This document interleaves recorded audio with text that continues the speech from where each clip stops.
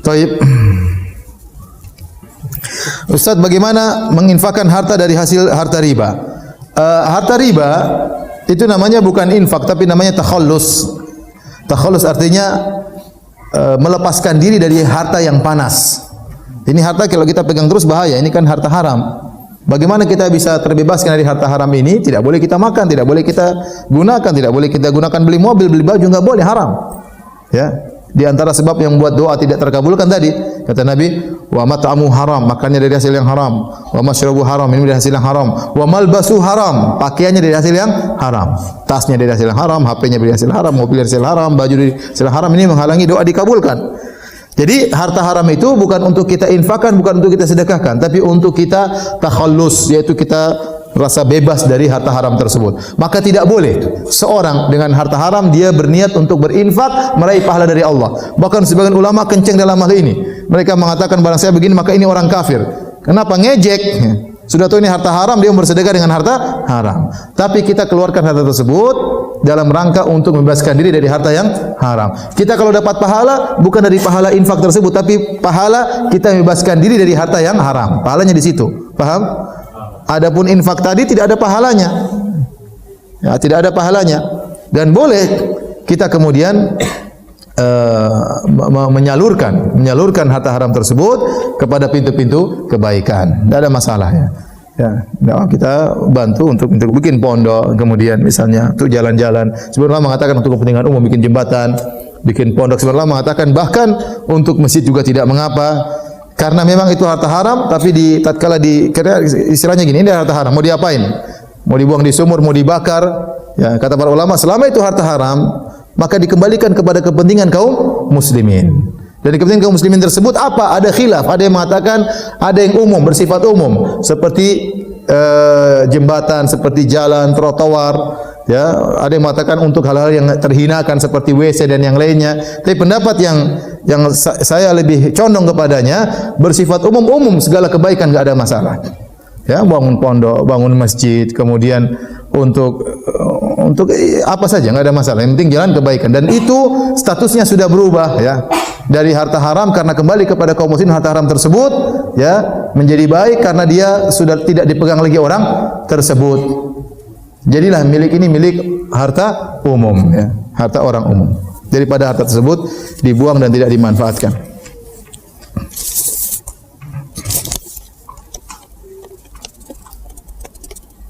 Saya pernah beberapa kali nyaris kehilangan harta benda.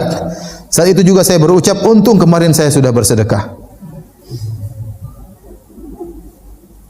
Saat saya telah kehilangan harta, saya berucap saya telat belum bersedekah. Bolehkah saya berucap demikian? Saya rasa tidak perlu, karena kita tidak bisa memastikan apakah kita selamat karena sedekah kita atau harta kita hilang karena tidak bersedekah. Tapi kita bilang itu merupakan sebab Allah menjaga harta kita dengan kita bersedekah. Jadi merupakan sebab kalau kita tidak bersedekah tidak ada keberkahan dari harta kita. Saya pernah dengar cerita di Idaatul Quran. Ada seorang waktu itu terjadi di Arab Saudi. Terjadi bencana, saya rasa petir atau saya lupa apa. Jadi banyak hewan-hewan yang mati.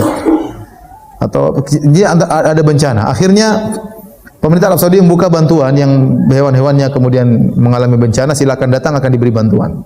Akhirnya ada yang datang laporan ini puluhan unta saya meninggal, mati dan macam-macam. Kata seorang hakim waktu didatangi oleh orang yang tadi kehilangan puluhan ekor unta. Hakim ini setelah memberi bantuan dia bertanya, dia berkata, jangan-jangan engkau tidak bayar zakatnya. Jangan-jangan engkau tidak bayar zakatnya. Maka kata sang hakim orang itu pun tertunduk, diam ya. Ya, jadi kalau orang tidak bayar zakat, dikhawatirkan itu menghilangkan keberkahan dari harta yang dia miliki. Jadi benar bahwasanya dengan bersedekah menghalangi banyak keburukan ya. Tapi tidak bisa kita pastikan tadi, kemarin saya selamat gara-gara saya bersedekah. Kita enggak tahu, bisa jadi kita selamat karena sedekah kita, bisa jadi kita selamat karena doa orang tua kita. Kita enggak tahu mana yang menyebabkan. Tapi kita katakan semuanya karena Allah Subhanahu wa taala. Tapi kalau kita bilang bisa jadi karena sedekah saya kemarin tidak ada masalah. Tapi jangan kita pastikan, saya selamat gara-gara saya sedekah kemarin. Saya tidak selamat gara-gara saya lupa bersedekah. Tidak kita pastikan demikian. Tapi kalau kita bilang mungkin enggak ada masalah, hanya kemungkinan. Apakah membantu orang lain, misalnya mencucikan piring, menyapu, termasuk bersedekah? Iya. Ya, tu'inu rajula ala dabatihi fatahmiluhu 'alaiha atau tahmilu mata'ahu 'alaiha. Kata Nabi sallallahu alaihi wasallam, di antara bentuk sedekah kau bantu seorang berkaitan dengan tunggangannya. Kau angkat dia, mungkin dia enggak kuat naik di atas tunggangannya, sudah sangat tua, kau angkatkan dia untuk naik di atas tunggangannya. Atau dia sulit, kau bantu ngangkat barang-barangnya untuk taruh di atas ontanya. Ini sedekah kata Nabi sallallahu alaihi wasallam. Jadi sedekah itu kullu ma'rufin sadaqah. Seluruh kebaikan adalah sedekah. Senyum kepada orang lain sedekah, ya, membantu orang lain sedekah, dan sedekah tidak terbatas pada harta. Bagi Anda yang tidak punya harta, Anda bisa sedekah dengan cara yang lain, ya. Tidak mengganggu orang lain juga sedekah, ya. Kemudian senyum kepada orang lain apa? Sedekah. Ini sudah miskin, ya, tidak bantu orang, mukanya ganas terus, ya. Seperti ini, bikin masalah sana sini, mengadu domba di antara manusia, mengadu domba di antara para ustaz. Terkadang sudah miskin, enggak punya apa-apa, mengadu domba di antara para ustaz, ya, kacau seperti ini, ya. Ya, maka seorang kalau punya harta bersedekah dengan hartanya, kalau tidak punya harta dia bersedekah dengan yang seluruh kebaikan juga adalah sedekah. Termasuk tadi di antaranya yang ditanyakan, menolong orang lain. Jika memberi sedikit uang kepada orang tua, apakah termasuk sedekah? Ya, kalau orang tua ya ternyata miskin dan kita mampu, wajib bagi kita untuk membantu orang tua. Dan itu sedekah yang wajib. Sama seperti kita membantu anak istri kita, itu sedekah yang wajib. Beda kalau orang tua ternyata cukup, ya, berkecukupan. Kalau kita tidak bantu pun dia cukup, maka kita kasih sedekah berupa ya ini bantuan, ya. Tapi kalau orang tua dalam kondisi tidak mampu dan kita mampu, ingat wajib bagi kita. Makanya tidak boleh kita bayar zakat kepada orang tua, tidak boleh. Karena apa yang kita berikan kepada orang tua itu bukan zakat, tapi kewajiban kita. Ya, kita hanya boleh bayar zakat kepada yang lain. Tapi orang tua sama anak tidak boleh kita bayar zakat, karena itu kewajiban di bawah tanggungan kita.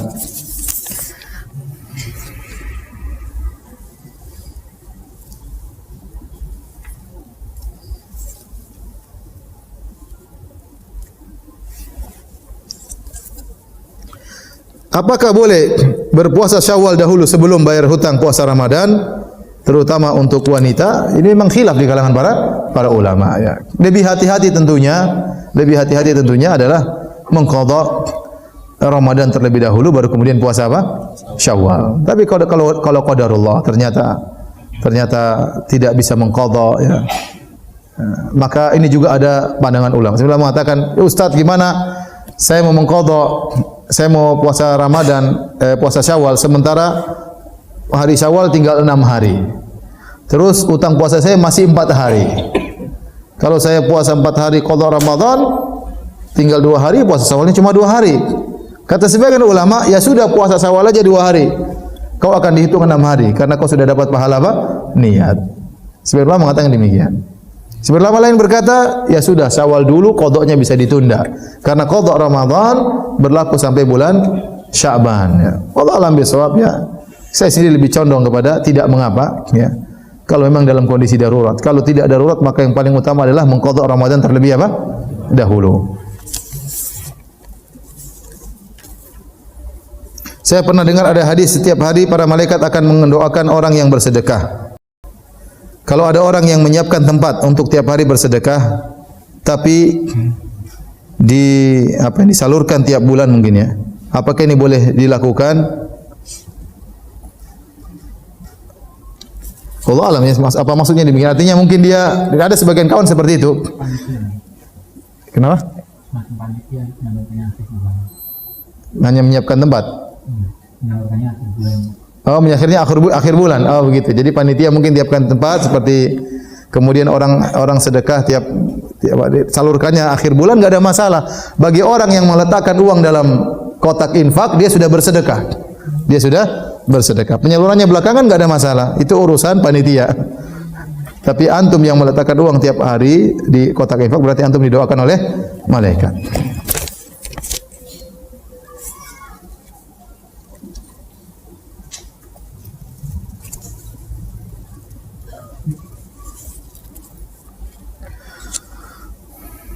Ustaz, mana sedekah yang lebih utama? Sedekah untuk bangun masjid, sedekah untuk anak yatim, sedekah untuk keluarga sini tidak mampu. Bagi-bagilah. Bagi-bagi. Bagaimana jika kita sedekah menggunakan harta atau gaji suami dengan seizinnya? Apa kita mendapat pahala seperti pahala suami? Insyaallah.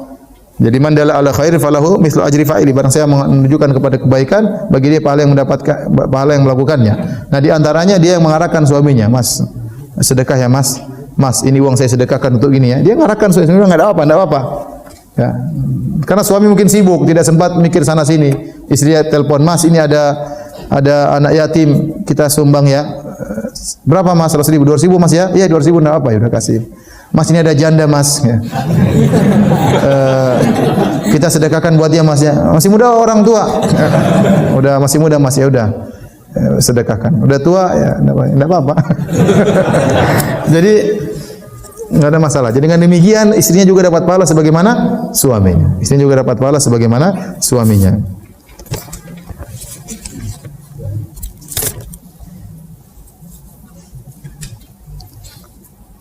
Ustaz, bagaimana ketika kita bersedekah awalnya lillah karena Allah, tapi tanpa sadar berapa lama, berapa hari kemudian kita ceritakan kepada orang lain. Tetapi dalam hati tetap bermaksud karena Allah.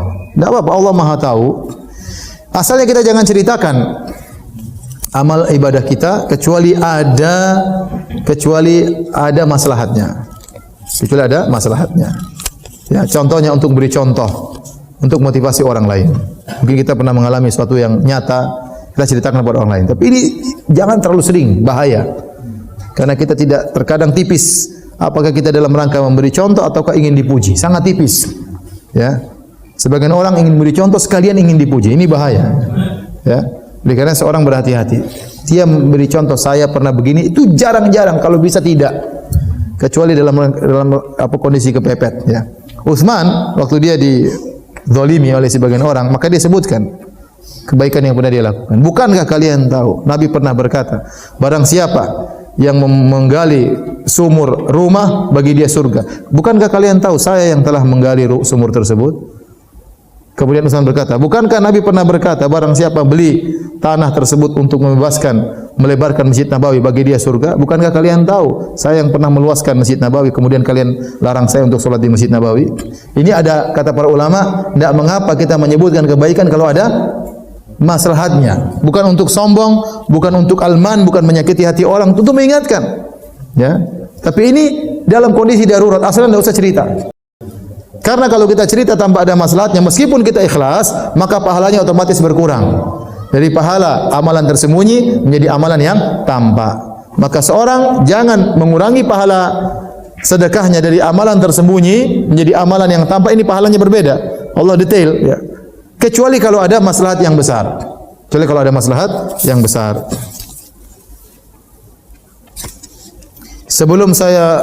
Sebelumnya saya rutin bersedekah setiap bulannya kepada anak yatim. Tapi qadarullah orang tua anak diberi ujian dengan hutang karena ada masalah dengan bisnisnya.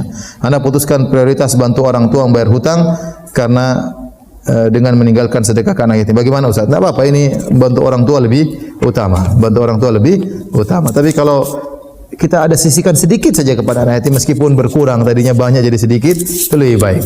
Tapi kalau memang harus ini atau ini, mungkin lebih utama, jelas lebih utama bantu keluarga, bantu orang tua. Bolehkah bersedekah atas nama orang tua yang sudah meninggal? Kalau demikian boleh. Apakah kita juga mendapatkan pahala dari sedekah tersebut? Ijma ulama boleh bersedekah atas nama mayat, apakah orang tua atau yang lainnya. Ya, misalnya kita punya kawan sangat kita dekat dengan kita, dia begitu baik sama kita, kita berutang budi sama dia waktu dia masih hidup. Kemudian kita ingin bersedekah atas nama kawan kita, jangankan orang tua, kawan kita saja pahalanya sampai dengan ijma ulama, apalagi untuk orang tua. Pertanyaannya, kalau kita bersedekah atas nama orang lain, orang tua atau siapa saja, apakah kita dapat pahala sedekah tersebut? Zahirnya kita bukan dapat pahala sedekah tersebut karena pahala sedekah tersebut buat orang lain. Tapi kita dapat pahala berbuat baik kepada orang lain. Pahala berbuat baik kepada orang lain. Pahala berbakti kepada orang tua. Tapi pahala sedekahnya ya buat orang lain tersebut. Contoh seperti seorang anak menghajikan orang tuanya. Apakah sang anak dapat pahala haji juga? Jawabannya, hukum asalnya tatkala sang anak menghajikan orang tua, maka seluruh amalan haji yang dia lakukan buat orang tuanya. Ya, tawafnya buat orang tuanya, 2 rakaat setelah tawaf buat orang tuanya. kemudian sa'inya, mabitnya, semuanya untuk orang tuanya. Apakah dia juga dapat pahala haji? Jawabannya diharapkan. Tetapi tidak kita pastikan karena hukum asalnya pahala tersebut buat orang yang dia hajikan. Paham ya? Tapi jelas dia mendapatkan pahala berbakti kepada orang tua karena dia membantu orang tuanya. Bagaimana hukumnya menerima barang dari seorang yang aslinya di hatinya tidak ikhlas? Kalau kita mengetahui seorang beri hadiah kepada kita, terpaksa sebaiknya kita kembalikan. Sebaiknya kita kembalikan. Dan ini dibahas oleh Syekh Utsaimin rahimahullahu taala. Kalau kita tahu orang berikan hadiah kepada kita terpaksa, sebaiknya kita tidak terima karena hadiah itu harusnya ridha, karena ridha. Demikian juga jual beli, tidak boleh karena terpaksa. Kalau kita tahu orang itu jual barang kepada kita karena dengan maksa, ya, maka kita jangan tidak sah jual beli tersebut, ya. Contoh, seorang beli barang sama orang lain. Mbak, ini harganya berapa, Mbak? 10.000. 3.000 ya? Nawar kok parah begini. Enggak, 10.000. 3.000 ya? Ya 9.000 lah, 9.000. Enggak, 3.000 ya? Enggak.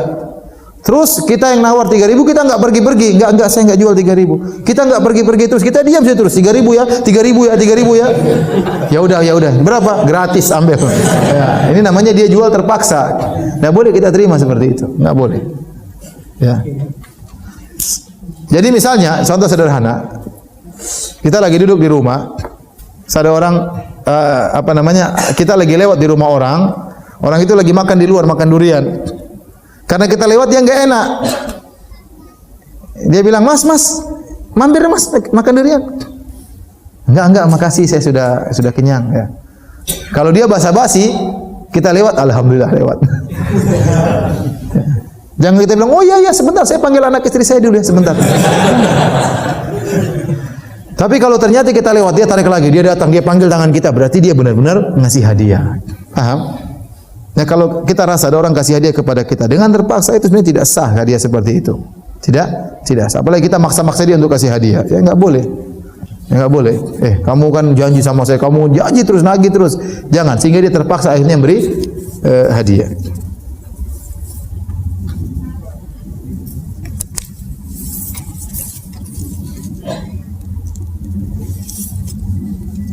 Ustaz, bagaimana cara sabar menanti jodoh? Enggak tahu ini ikhwan apa akhwat, ya. Yang jelas berdoa kepada Allah Subhanahu wa taala, dan usaha cari relasi. Tanyakan baik ikhwan maupun akhwat, ya. Kabarkan kalau ada bahwasanya saya sudah siap menikah. Jadi sabar dan banyak berdoa kepada Allah serta berusaha. Orang sabar itu bukan berarti tidak berusaha. Orang sabar itu justru orang yang berusaha. Cari relasi.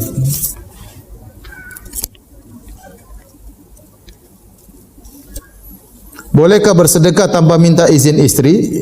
Kalau sedekah tidak usah minta izin istri. Yang penting tugas antum adalah memenuhi kewajiban terhadap istri. Istri beri nafkah, dikasihkan tempat tinggal, diberikan baju, kalau ada duit dibelikan emas, diajak jalan-jalan. Sedekah enggak harus izin istri. Enggak harus izin istri. Ya. Kecuali kalau Anda bersedekah akhirnya istri kekurangan, akhirnya timbangan badannya berkurang, ya. Kurang makan gara-gara sedekah, ya itu lain cerita. Tapi kalau ternyata sedekah tersebut tidak mengurangi kewajiban Anda terhadap istri, maka hukum asalnya tidak perlu minta izin. Hukum asalnya tidak perlu minta izin. Kita bersedekah sama orang tua kita, minta izin sama istri. Ngapain?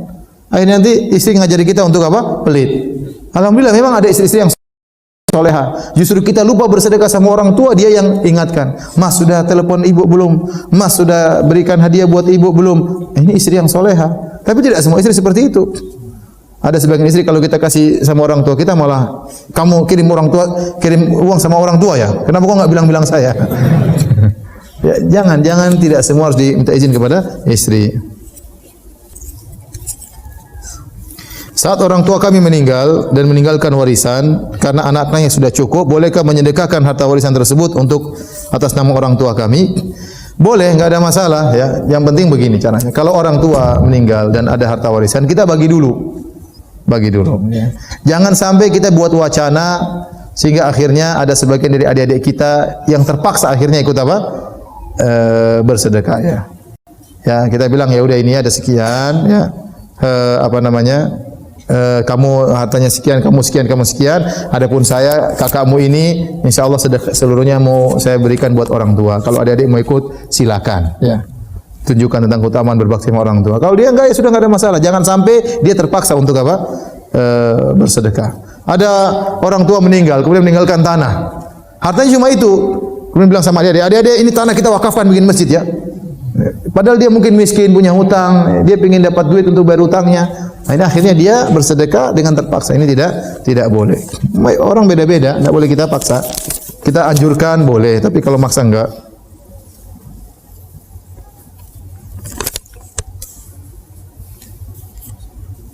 Ustaz, berapa hari orang dikatakan safar dan diperbolehkan menjamak salatnya? Kalau dia menetap, kalau dia berpindah-pindah, maka tidak ada batasan harinya. Pindah-pindah sekian. Terus 3 hari sini, 3 hari sana, 2 hari sini. Mau sampai setahun penuh tetap aja dikatakan musafir. Seperti orang yang berlayar, dia berpindah dari satu tempat ke pelabuhan yang lain 6 bulan, 1 tahun tetap aja musafir. Tapi kalau dia menetap, ya, dia mukim satu tempat sampai berapa lama dikatakan dia musafir? Ada khilaf. Jumhur ulama berpendapat 4 hari. Lebih dari 4 hari maka tidak dikatakan dia musafir, tapi dia mukim. Sebagian ulama mengatakan tidak, kembali kepada urf. Menurut masyarakat namanya orang meskipun lama, kalau dikatakan musafir tetap musafir. Contoh, orang-orang yang berhaji. Mereka tinggal di Mekah dan Madinah. Mereka rata-rata 40 hari, haji reguler 40 hari. 8 hari di Madinah, sisanya 30 harian di mana? Di Mekah. Tapi semua orang anggap mereka musafir atau tidak? Musafir. Karena kondisi mereka menunjukkan mereka musafir. Contohnya mereka tidak punya rumah. Contohnya mereka juga datang tinggal di hotel. Kemudian dia tidak punya pekerjaan. Ini contoh orang musafir. Contohnya mereka bawa bekal. Ya, bekal mereka bakalan habis. Meskipun mereka 30 hari di Madinah, di Mekah, tetap aja dikatakan apa? Musafir. Jadi ini kembali kepada urf. Allah alam, kalau seorang pergi misalnya kerja, misalnya saya kemudian bersafar di Palembang, mungkin saya harus di sana 3 minggu, saya tetap dikatakan musafir. Meskipun 3 minggu, karena orang tahu saya sedang bersafar dan saya akan kembali ke Jakarta misalnya atau ke Bekasi. Maka keberadaan saya 3 minggu, ya kurang lebih, maka ini mudah-mudahan masih dikatakan musafir. Kurang dari 3 minggu dikatakan musafir. Namun ada riwayat dalam Sahih Al-Bukhari, sebagian sahabat mengatakan, kami kalau sudah 19 hari, ya, lebih dari 19 hari, maka kami sempurnakan sholat. Kalau kurang dari 19 hari kami qasar, tapi kalau lebih dari 19 hari kami sempurnakan. Ini pendapat ini mungkin lebih hati-hati. Dan antum hitung, kalau antum 19 hari, lebih dari 19 hari, maka antum sudah jangan jamak lagi, jangan qasar. Kalau menetap ya. Tapi kalau berpindah-pindah tetap aja dikatakan apa? Musafir. Tapi kalau masih kurang dari 19 hari, kurang lebih 3 minggu, maka boleh tetap jamak qasar. Wallahu alam bisawab. Demikian saja apa yang saya sampaikan pada kesempatan kali ini. Kurang lebihnya saya mohon maaf. Semoga antum sekalian bisa menyisihkan sebagian harta antum untuk bisa membangun masjid ini, dan semoga diganti oleh Allah pada hari kiamat kelak. Wabillahi taufiq wal hidayah. Assalamualaikum warahmatullahi wabarakatuh.